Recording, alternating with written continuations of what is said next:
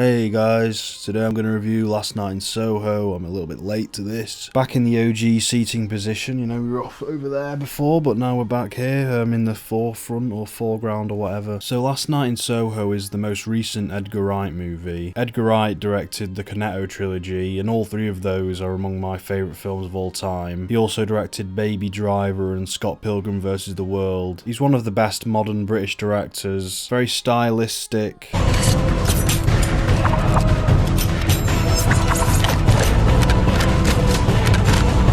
A household name among film students. He's wanked off all the time. That doesn't mean he's bad, he's just a lot of people love him. He's only ever done comedies before, and this new movie was supposed to be his first horror film, his first like other genre film. So there was a lot of anticipation around this film.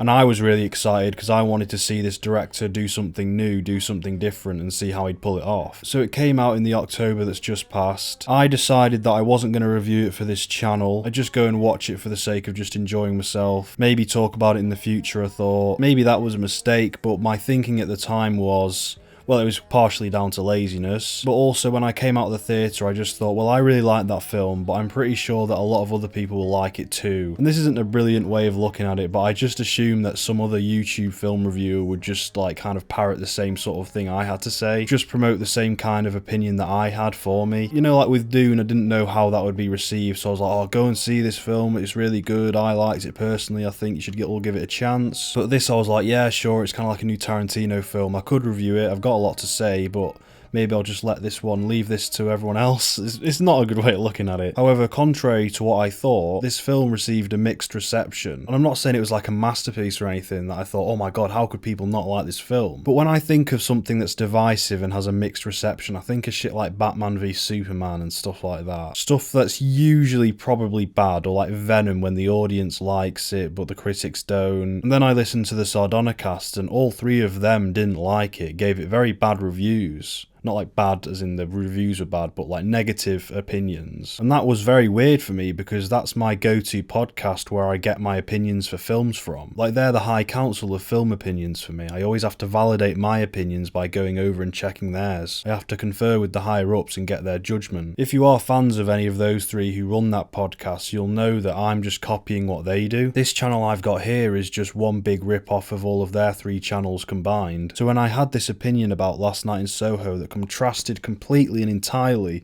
with the opinions of the three prophets, I was like, am I really going to do this? Am I really going to go against the High Council? And I decided I'd go forth with my opinion. So turns out my opinion may actually be a bit more unique than I thought. Seems like quite a lot of people don't like this film, so fair enough, that makes it interesting. I'm more inclined to talk about it now, just so I can be Colin the Contrarian. It's better than fucking reviewing Sex Education. I know. Downtown. I have to be honest, when I was in the cinema and the film finished, I kind of adored what I just watched. You know that euphoric feeling you get when you've just come out of the cinema to a really good film? It's like you've been vindicated in your passion for filmmaking. I got the same feeling when I came out of the new Blade Runner, not saying that Last Night in Soho is as good as the new Blade Runner. I honestly was thinking, wow, that was just a nice little bit of Kino. I wasn't 100% sure as to where this film stood in the grand scheme of things, but I remember that I absolutely loved a lot about it. Even though I'm a huge fan of Edgar Wright, I went into this film with tempered expectations. I wasn't going in thinking, oh, I've got to get another film that I love as much as Hot Fuzz out of this guy. I was just thinking of it as this new project from this creative guy that I had a lot of respect for. I do think there was a lot of anticipation behind this film because of Edgar Wright and his status among the film community. But it's a little bit like if I was going to go into The Hateful Eight and being like, okay, this has got to be as good as Pulp Fiction, and then being disappointed when it isn't, but still there's a lot to love about The Hateful Eight. It's kind of what I feel about this new film. I'll address some fair criticisms of the film first. Some very fair criticisms, to be fair. Now, this film is in the category of horror movie, and it isn't scary at all. Not scary psychologically, not scary viscerally. Now, you might think that a horror movie not being scary kind of fucks the whole thing up. And you wouldn't be wrong in that opinion. And I'm not really here to argue against it. I'll just explain how I enjoyed the movie even though it wasn't scary. I enjoyed it on a kind of Brian De Palma Dario Argento goofy way, where I'm not really scared by anything, but stylistically, archetypically, I'm interested in what's going on and there's still substance. When I watch a film like Dressed to Kill, I'm not going in because I'm going to be scared. I'm going in for all of like the cinematography and the stylization and the cool bits of Hitchcockian storytelling and the gore. These campy horror films are a different breed, and I'm not always that arsed if I'm not scared by any of them. And knowing that Edgar Wright is like a film encyclopedia, and he's watched so many of these classic horror movies from all of the different decades that film's been a thing, and knowing that he's probably attempted to channel all of these different styles into this new film that he's done, with all of this knowledge he has, it makes this film culturally rich. Now you can already see that I'm gushing over this film, so before I get into more of that, I'll just go over a few more flaws. Another flaw that I've seen people bring up that you can quite easily counter isn't so much a specific argument. I've just seen a lot of people take this film as a very serious horror movie, almost expecting it to be as scary as like an Ari Aster film, like comparing it to any other generic horror movie with ghosts in that take themselves really seriously, which of course I guess is okay in a lot of ways, but I think this film is so overtly tongue-in-cheek and self-aware. It isn't taking itself that seriously. It's goofy like those old De Palma films. It gets serious in the right moments for me, but it's also in a lot of ways a tip of the hat to these spaghetti slashers, I think they're called, from the 70s and 80s, like Italian horror, which of course just because it's a reference doesn't mean it's good. But there are a few things in this film that are like, oh fucking hell, really, you're doing that? Like there's a scene where a character gets run over by a car and the car seems to come out of nowhere, and you've seen that cliche happen a lot of times in these modern horror movies. But when I saw that in context with the tone that the film had been exhibiting, I just thought, well,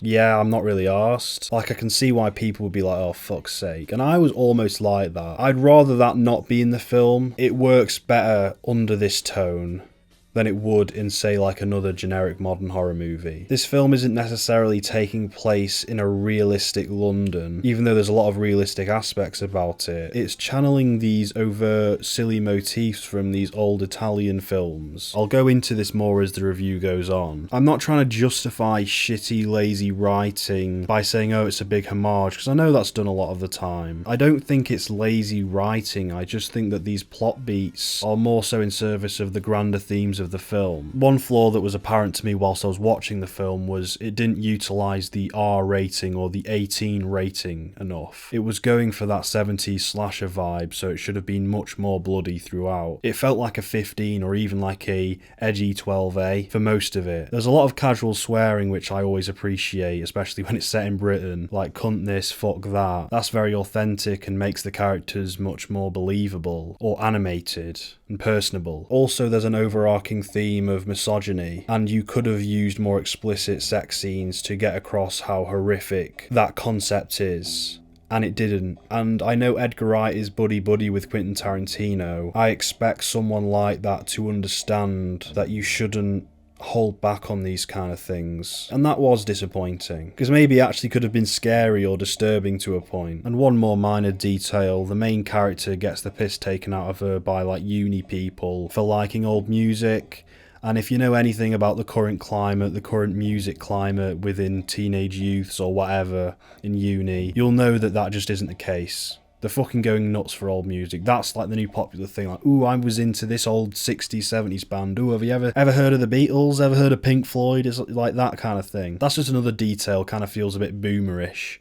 Like, oh, the kids today don't understand music. I know people that would react to old music like that in the way that it's presented in the film, so I would have done a better job at that scene. I would have gotten the right type of people depicted, like the people who were listening to the bass line. Like, now some positive things about this film that made me really like it. The main character's brilliant. The main character, the performance, fucking excellent, relatable, makes up for a lot of the sanitization, as in the lack of gore, through her fairly visceral performance. Very distinct accent, and I know that's like surface level, whatever, but it works. Very timid. Not just, oh, I'm the shy girl. Not like shallow like that. Three-dimensional.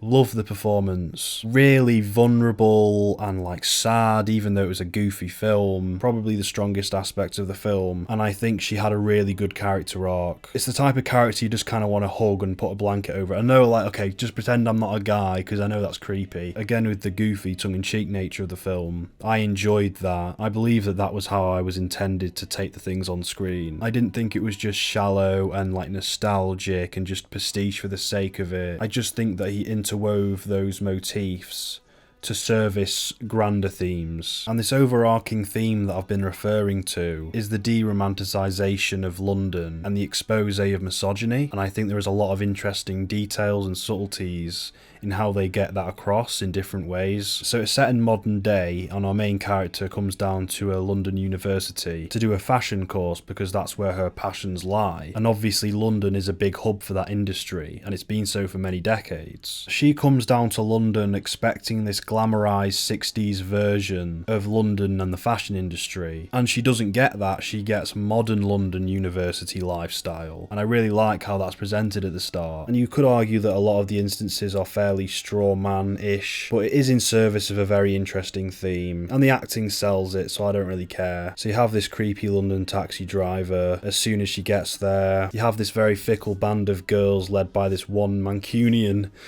girl in particular, who's the head bully. And you could say that's a bit cartoonish, but you would get people like that in the fashion industry. And that's also something that the film is de-romanticising. I think that Mancunian bully is very true to life, and there's a lot of funny black humour in the way she swears and how just fucking amoral she is. It's a feminine manifestation of aggression and unhealthy competitiveness and toxicity that I think is a valid thing to explore when your film is in part about the fashion industry in London. So our main character goes for a night out with all these uni girls, doesn't enjoy it obviously, and I like the way it's just depicted in terms of you don't like the kind of thing that you're expected to do, what it feels like. And then when the Mancunian bully comes home with a boy and sleeps with him, and they're sharing rooms, and it's the tiny room, that's just, yeah, it reminded me of the film Raw. So from then on, the main character actively rejects modernity. She wants to experience the 60s London that she always had pictured in her head. So she moves out of her accommodation and stays in this old-timey home with this old woman played by Diana Rigg. And as she's rejecting modernity, she's also rejecting in part the patriarchy, or just males in general, because when she moves there, Diana Rigg says no boys allowed after a certain time, I think 11, and that is a complete contrast in extremes to literally seeing a fucking person having a shag with a bloke when you're trying to go to sleep. So she's bounced from this extreme to that extreme, but you can understand why you're like, oh yeah, fuck that. And because you've seen all these creeps lurking about, like in the bar, a guy tried to chat them up, and that's realistic, partially. Don't know if they'd use words that cheesy, but again, I haven't been to that many clubs, especially in the city. She's glad to be away from modern London and sort of happy to be enveloped in old 60s London, which is what Diana Rigg and her home also represents. And then she starts having these visions that you've probably seen in the trailer, where she goes back in time and kind of becomes this other girl who I can't fucking remember, I'm afraid, but still, played by Anya Taylor-Joy, where every time she visits it gets a bit darker. The first time it's for the most part bright and lovely, and the way that those scenes are communicated visually through that mirror, all the mirror shots, is just fucking elegant. Elegant filmmaking. Anya Taylor-Joy is awesome, and Anya Taylor-Joy's appearance represents to the main character her idea of what the London fashion industry is supposed to be about aesthetically, and like this beautiful old style. I don't really know how to categorize it. I'd also like to note that when she first goes into this 60s era, it reminded me of like Once Upon a Time in Hollywood in terms of the romanticization, the initial romanticization, because there is a lot to love about that era, but then it goes into the more darker things as the film goes on. So Anya Taylor-Joy meets Matt Smith in the past. This is the past timeline. You think Matt Smith has got our best interests at heart when he doesn't in the end. He's just a more suave version of all the other pervs at the bar who are like, oh, come on, give us a dance. He's just a more suave, deceitful version, less honest version maybe. We get this other scene that takes place in the 60s timeline, which is also another one of my favourites, where Anya Taylor-Joy is doing her first performance, I think, Like first audition, and that goes nicely, and then you see her doing her first show in the club when it's open, and she's just basically got her tits and arse out, and it's all about that, and it's all about like man's lust at that point. There's like all of the artistry behind being a model,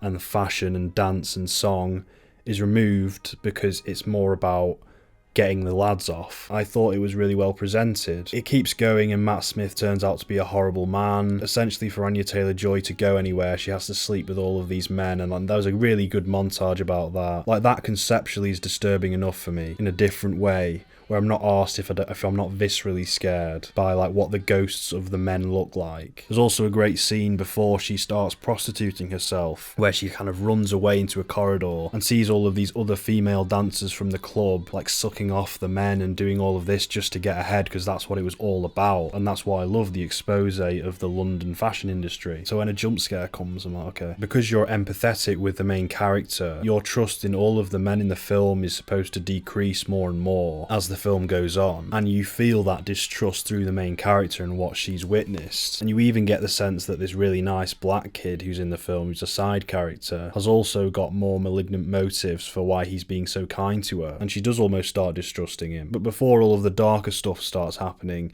she does briefly become empowered by her visits to the past and through Anya Taylor-Joy's character, and that's really awesome to see. And the soundtrack of the film complements that scene and the costume design. At that moment, she is happy with burying her head in the like glamorized version of 60s London, but of course it doesn't last as she discovers the darker side. And like I was saying, how you gradually get more and more distrustful of all men in the film, this creepy character who she keeps seeing throughout the film, who she thinks is the older version of Matt Smith, turns out it's not the case, and he's actually innocent, he's actually a police officer, but she inadvertently gets him killed because of her growing suspicion of men. And then we get to the climax of the film where we find out that Diana Rigg is the older version of Anya Taylor-Joy's character, and all of the men that she had to sleep with over the years, she killed in very brutal slasheristic ways, if that's the word. And that's when the gore comes in, and that's when it's actually fucking really visceral and awesome, and I just wanted more of that, as I was saying before. Previously we thought that Matt Smith had killed Anya Taylor-Joy, but we find out that it was actually the other way around. And apparently a lot of people have issue with this twist. There's some bad CGI involved in the final climactic moment, but the twist itself I really appreciated, I really liked. I thought it fit thematically, and all of these ghouls that you've been seeing throughout the film that represented all of the men that had sex with Anya Taylor-Joy turn out to also be murder victims, which I guess kind of softened the blow for me regarding how they're not at all scary. All these ghoul men grab Ellie and say help us, and it turns out that they're actually the victims by the end of it. They're not so much a malignant presence anymore, they really just want some kind of retribution or redemption for what happened to them, because they still were murdered, even though they weren't very nice people, and they're all going help me. And that's kind of when I thought, okay, maybe that's why they aren't scary, and that kind of fixes that for me. I know it might not for other people, but you know, they look fairly generic the way they do the ghosts and the CGI and how they look. It's not brilliant, but I thought it serviced something that was more interesting anyway. And the ending is of course very cheesy, but that fits for me. I was still loving it, not necessarily going for realism when it comes to this. Ellie has the opportunity to kill Diana Rigg for what she's done, get revenge for all of these men, but she doesn't, and she actually fully empathizes with Diana Rigg. And also we empathize with Diana Rigg because we've seen how shit men can be throughout the whole film. And you are like, yeah, I know it's murder, it's not good,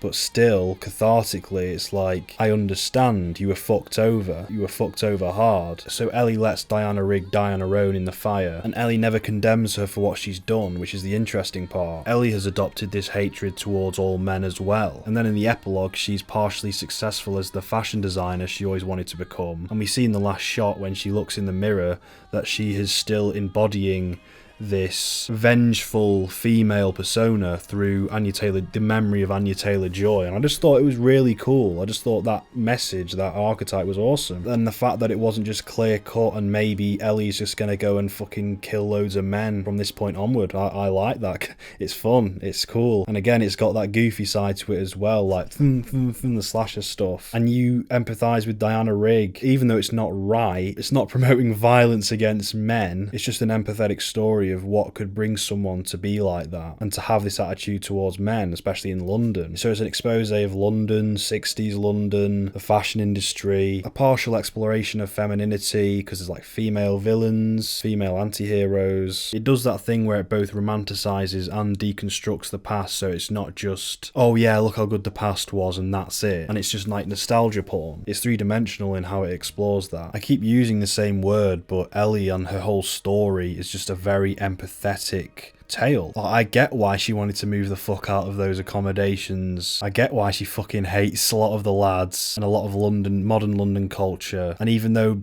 part of it was maybe a bit cartoonish and straw man, but it kind of fits the tone. No, I wouldn't say it's straw man, sorry, no. I got enough out of the subtext of the film where I wasn't arsed that I wasn't viscerally scared. I think maybe there might have been some jump scares which I could have done without. I just think like a lot of classic horror films from the 70s, it has that rich subtext, as well as being like a goofy, fun film. Obviously the soundtrack's awesome. Oh, in a fucking industry where like female empowerment has just become this pandering novelty, it's almost lost its whole meaning. This film is genuinely empowering to females to some extent. I'm not saying like, oh yeah, great, because that's what females should do, just hate men and try and kill them. I'm just saying it's exploring a certain female persona in a very nuanced and complex way, and we shouldn't take it for granted. And it's a cool little film, and maybe it's not a masterpiece. I didn't really go into it like that. I just thought, oh mate, Edgar Wright's made this kind of weird film. Yeah, I'm pretty sure I still kind of love it. Maybe I won't when I rewatch it, but I'm definitely going to get it on Blu-ray or something. If you haven't seen it already, and maybe you're dissuaded based on what other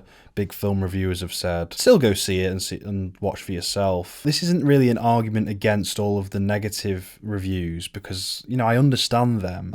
I guess I'm trying to get all of the negative review people to understand me if they see this video. You know, like, it's fine. It's not like I'm going to argue. It's like a big, oh, everyone's got a bad take and it's actually underrated, because fuck all that noise, really. It's perfectly understandable to not like this film, and I hope that I've made it perfectly understandable to like this film through what I've just fucking laid upon you with this fucking big boy review analysis thing. This has been scriptless. I've really enjoyed talking about this like this. But yeah, if you haven't already, go and check out Last Night in Soho or Dune. I'm not really interested in French Dispatch. I'm not going to watch it. It does look like the same film again by Wes Anderson. I'll watch it when it comes out on like DVD or Netflix. Last Night in Soho is a fucking brilliant pizza movie, if you know what I mean. You might not. Might be specific to me, but I love watching pulpy horrors where the gore in the film is not so much supposed to be taken as like squeamish or ooh, but is more supposed to be like enjoyable, like a Tarantino film where it's just satisfying.